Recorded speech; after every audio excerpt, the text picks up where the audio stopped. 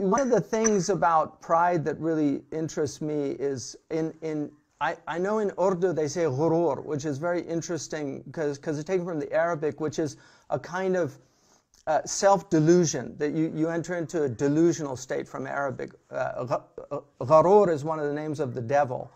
And then there's this idea of izzat, which in Arabic is actually a positive thing. The Quran describes the believers as having a kind of dignity and a sense of self-worth.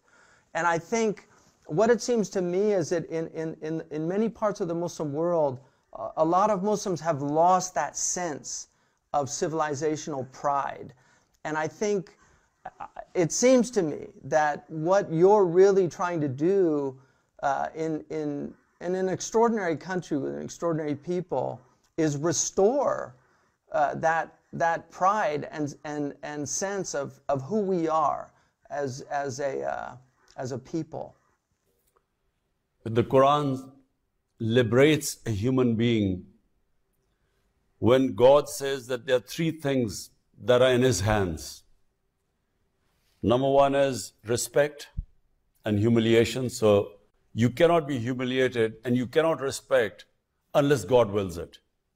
Number two is how much risk, in other words, how much you will, the sort of money you will have in life, you know, how much you will make in life, that is also in God's hand. You can only strive, but He is the one who will determine how wealthy you will become. And third is life and death. That's in God's hands.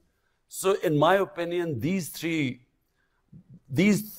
areas are which give us greatest concern. We are scared of dying. We are scared of being humiliated or being deprived of a livelihood. So in my opinion, when you have faith, you have complete belief that the things that cause you the greatest fear are in God's hands. And therefore, you realize that the only thing you have got in your hands is to struggle. Success lies in His hands, and which I've always tried to tell my political party. I've always tried to make them understand this.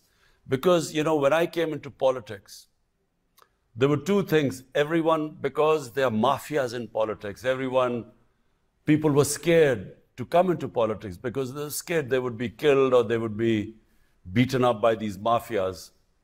So number one fear was actually of dying. And number two was of being humiliated because they were powerful people. They would, my character assassination in these past 20 years, the sort of things they have come out against me and all sorts of scandals and fake news to humiliate me. But the reason why I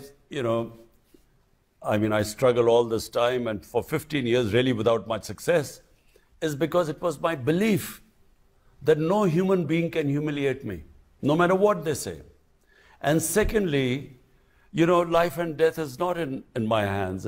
I'd built this cancer hospital and I'd seen friends of mine come in to the hospital perfectly healthy with a tumor and gone in a few months' time. So this fear of dying is also a big impediment in a human potential.